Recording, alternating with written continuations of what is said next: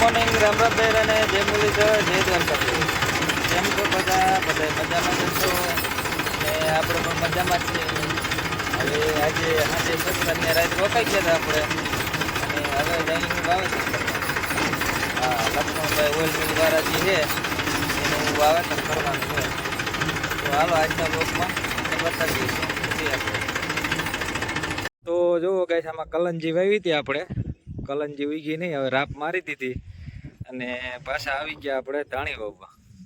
હા, દાદુભાઈ કે હવે હે ને પાછી કલંજી વાવવાની નથી થતી અને એ કે આપણે ધાણી વાવી દઈએ પાછી.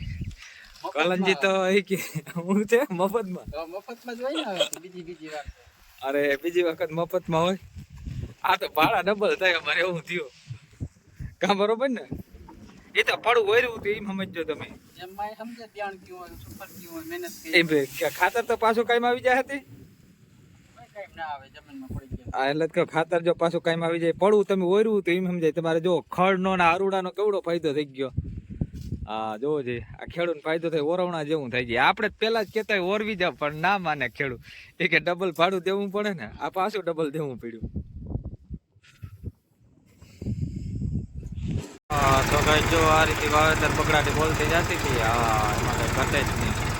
એકવાર વાવેતર કરેલ હોય, પારા હોય એટલે આમ તો કઈ ટેન્શન ના હોય. ક્યારામાં જ મૂકી દેવાનું, કઈ લપચીપ જ નહીં, હળેડાટી બોલતી જાય. આ રીતના પાછા પારા થતા જાય રિપીટ. એટલે ખડ બળ બધું ભૂહાઈ જાય, અરૂડું બરડું. એ એટલો ફાયદો ખેડૂતને, પ્યાણ ગયું નુકસાની. તો સારું, હાલો આ બધું વાવી દઈએ એટલો. અને આપણો આ બીજું વાવેતર બેગડું એવો રેકોર્ડ છે. એક આપણે રાજમાં નથી ઉગ્યા અને આ બીજા નંબરમાં છે એ કલંજી નથી ઉગી. એટલા વાવેતર કર્યા, એમાં હજી 2 ફરિયાદ આવી છે ભાઈ. તમારે કેટલા નથી ઉગ્યા એ જરા કોમેન્ટ કરજો. હા, જોકે એમાં વાવેતરનો વાંક ન હોય ટ્રેક્ટર વાળાનો, ઘણી વખત બિયારણનો પણ ફોલ્ટ હોઈ શકે છે. તો ગાઈસ નવ જાતે જો આ રીતે વાવેતર થતું હતું. 4 કિલો જીપી દેવાનું છે. હું તો સારું ખાવું ચાલે. ઓલી કરે તો જો કે હા ઉગ્યું જ નતું. અને ગાડુભાઈ આજ ખાસ ધ્યાન રાખે. ઉતરે ને એ કે દેખાય તો છે, ઉગે તો એ ખબર પડાઈ ગઈ. હા તે હારો હાલો મંડી શીખો વાવેતર થઈ ગયું. પણ એમાં હો ભાઈ વાવેતર એકવાર થઈ ગયું, બાકી વાવેતર બોરવલ જેવું થઈ ગયું ભાઈ. તો ગઈ ધાણા વાવીને આપણે પૂકી ગયા હતા સોનવડિયા પાછા અદાભાઈ ને પ્રતાપભાઈ ને. હા જો એની આ કપા કાઢી અને કે હવે પાછા વાવી દઈ ઘઉં. નકર તો કપા કાઢીને તલનો વિચાર હતો, પણ અવાર પાણી નહીં છોડે. પ્રતાપભાઈ કે ઘઉં તો કરી નાખી, જે થતી થાય કે ભાઈ.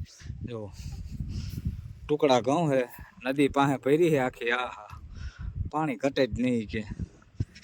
એવું લાગે પાછું પાણી છોડે તો ઘઉં કાઢી નહીં તૈલ કરી જાઉં. હટીને દેવાનું નથી પ્રતાપભાઈ કે.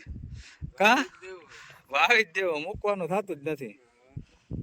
તો હાલો મંડી શીખવા. બીજું હું કપાવાળામાં ઘઉં વાવી દઈ. હવે કપાવાળા સિઝન ચાલુ થાય પાછી. તો કઈ જો પ્રતાપભાઈ પારામાં ઘઉં કરતા છે. હા, એટલે આપણે ખાલું રાખવાનું થતું નથી. પારામાં ઘઉં વેચતા જાય એટલે હું તો ક્યાંય ખાલું ના થયું. આવતા વર્ષે કંઈક કોઠા ઉત કરવી જોઈએ. પારામાં પણ વાવેતર થતું જાય એવી રીતનું ગોઠવવા જોઈએ વેચવાનું. તો આ રીતે ઘઉંનું વાવેતર કરીએ તો ચોખા પણ એમાં વાપરતા લીટો દોરો.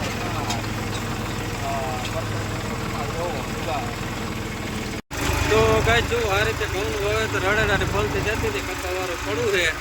હા, ભીનું હોય એટલે ઢેપત બહુ નીકળે નહીં. હા, મજા એટલે મજા જ એવા રાખો ભાઈ. જો વાવેતર કેમ છે વાવેતર થાય, રડેડાટી બોલતી જાય.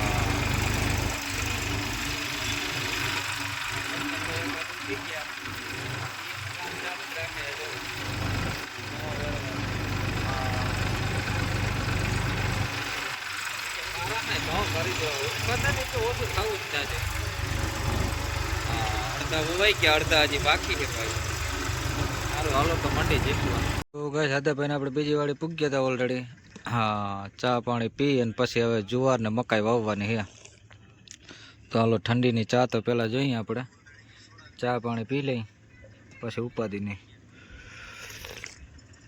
હા, પછી વાવેતર ચાલુ કરી.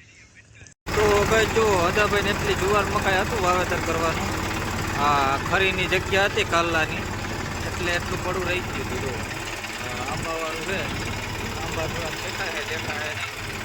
હા, તો જો કે એટલામાં લીલાળો હોય ને તો ઘરની નજીક ઉપાધિ નહીં. માલ રોડનું થઈ જાય અને ટેન્શન નહીં. ખરીવાળી જગ્યા હોય એટલે જુવાર મકાઈ થાય સારું.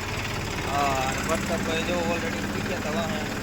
હા, એક પાણી ના આવે તો જુવાર થઈ ગયો હતો.